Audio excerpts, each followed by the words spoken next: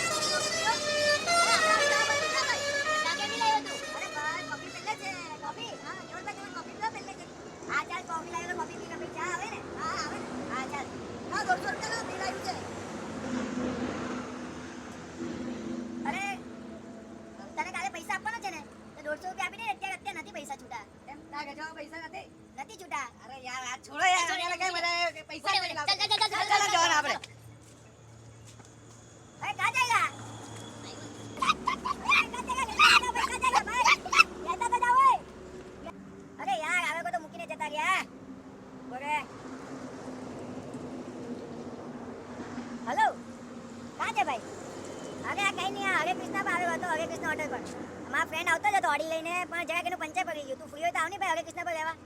હા ચાલ આવ હરે કૃષ્ણ.